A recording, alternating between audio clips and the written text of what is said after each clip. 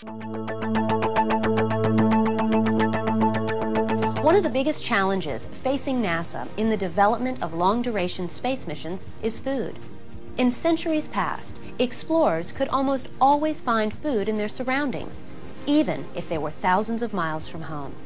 Of course, this same luxury will not be afforded to space travelers. They will have to rely solely on food that is taken with them, or that can be grown during the mission in the vehicle or on the planetary surface. Although this may seem daunting, researchers at NASA are now developing viable systems to help keep our astronauts well fed on long space missions. I spoke with National Space Biomedical Research Institute food scientist Dr. Michelle Perchanik here at NASA Johnson Space Center to find out more. Well, we have several goals. First is safety. We have to make sure the food is safe so that the crew doesn't get sick. Second of all, we have to make sure it's nutritious. The crew is getting all of their nutrition from the food. And thirdly is acceptability. If the food isn't acceptable, the crew is not going to like it. And we know that as the duration of the missions get longer, we need to make sure that that food is acceptable to them. And we do testing, and we'll be doing testing here at Johnson Space Center on the acceptability of the food with the general Johnson Space Center public, and then later with the actual crews. So what are some of the challenges that you'll have to overcome?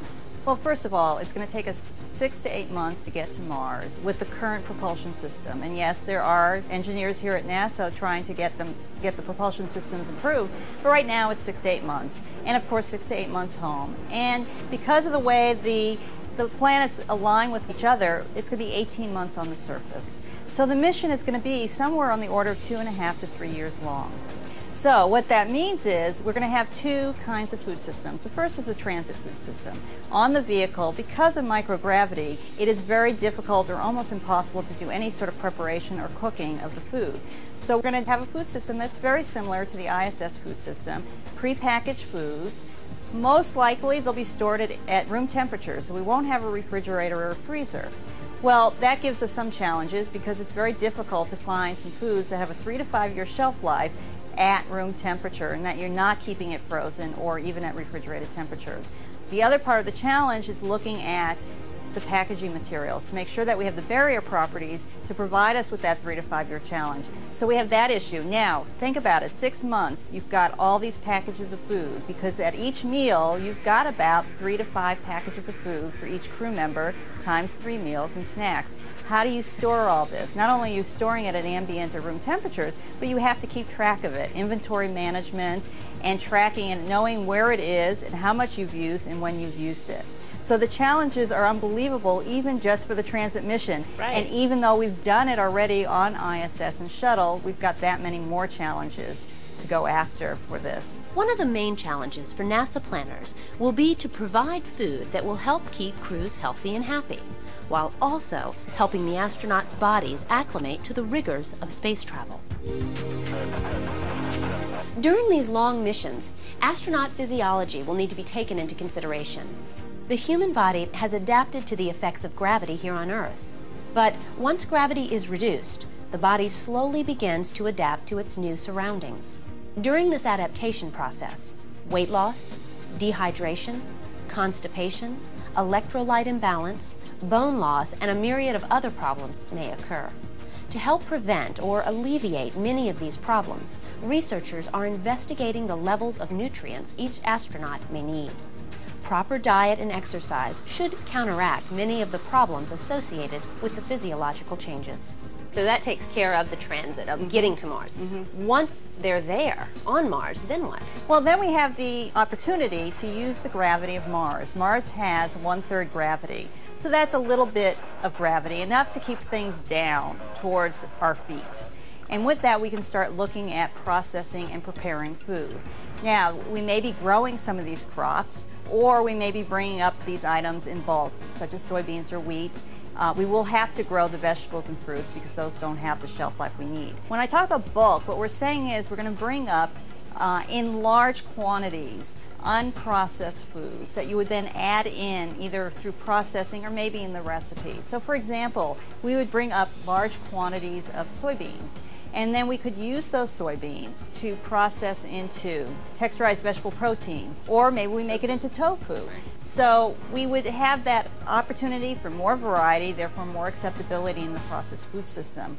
We'll also be bringing up items that will help us do the preparation in the galley, such as dried herbs and spices, or dried non-fat dry milk, or maybe dried egg whites, because it's going to be hard to bake a cookie or a cake without those kinds of ingredients, in addition to the baking soda and baking powder. So we're looking at all those different ingredients, what the quantities might be, and whether they will also last that 3 to 5 year shelf life, and how we're going to store them. We think we'll have to store the soybeans and the wheat berries at refrigerated temperatures and probably in a non-oxygen atmosphere. Oxygen's not food's friend, and we want to keep the oxygen away from those bulk ingredients until they're used. Other than providing bulk foods, there is also a plan for astronauts to grow food once they arrive and set up planetary bases.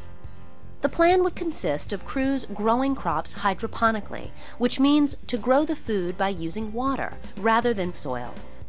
Having fresh crops would not only provide variety in the menu, but would also offer great psychological benefits to the crews as well. With both fresh foods and bulk ingredients, crews would be able to process many of the foods that they would be eating.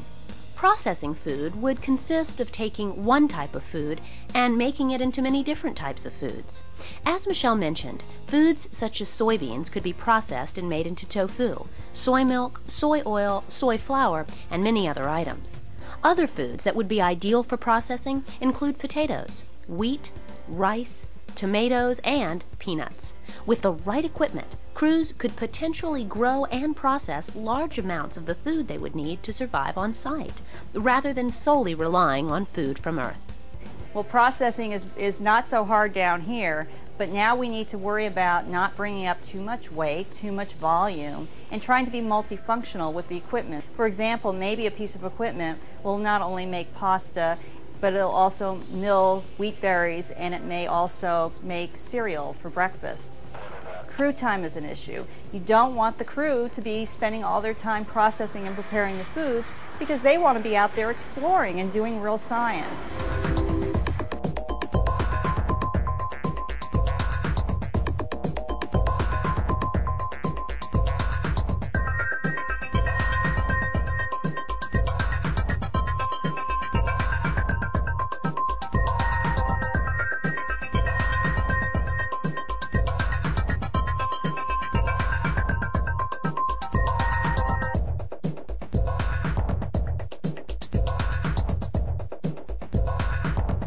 Weight is going to be a major factor in getting crews to other planets.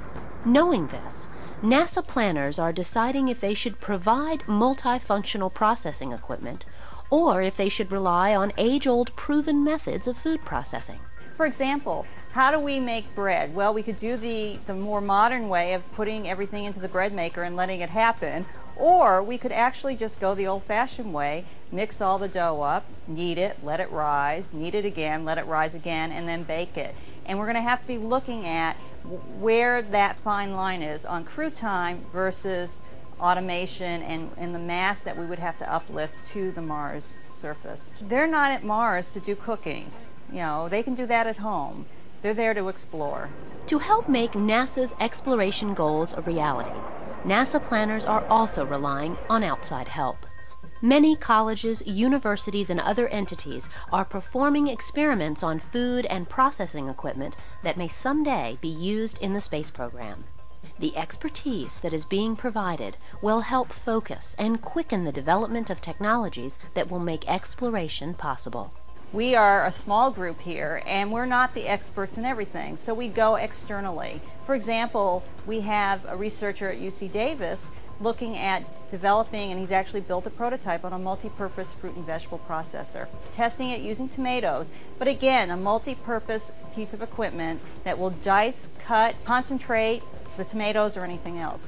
One of our faculty fellows actually has looked at radiation issues. We know that radiation is going to be an issue. We know it for the crew as well as we believe for the food. but we don't know at what extent. So Dr. Wilson's been working on how radiation affects soybean functionality, and he's looking at it on two sides. Again, the safety side. If you're going to bring up bulk ingredients, you need to make sure they're clean and safe before you bring them up. Then he also is looking at what kind of radiation they may incur during a mission to Mars. We don't have the atmosphere here on Earth on Mars, so he's looking at how that's affecting, for him, the tofu processing or manufacture. And he's finding that, yes, at higher levels of radiation, the tofu isn't made quite as firm, and it has an off flavor and aroma to it because we get that rancidity from the oil. Well, Michelle, it seems like you and your co-workers really have your work cut out for you. We do. It's going to be a huge challenge, but we're going to do it. Although the Mars mission is more than 25 years away, we're still going to be able to potentially use some of the technologies that we're working on here on Earth before that time. So what we're learning today will not only help our astronauts, but will help the people here on Earth also. With proper cultivation, many of the technologies that are being developed to help our astronauts eat well in space may also someday be used to help feed people back here on Earth. An added byproduct of plants being grown on permanent planetary bases is that plants will not only be eaten by astronauts, but they will also be providing oxygen. In a moment, we'll meet an astronaut who will give us a first-person account of what it is like to live and eat in space. But first, did you know that the first time solid food was eaten in space was on Gemini 3? Astronaut John Young carried 2 meal packages to sample on his 5-hour mission. While in orbit, Young surprised fellow astronaut Virgil Grissom when he presented him with a corned beef sandwich on rye, which had been purchased at a delicatessen in Cocoa Beach, Florida. Although Grissom enjoyed the gesture, he did not finish the sandwich because it was producing so many crumbs.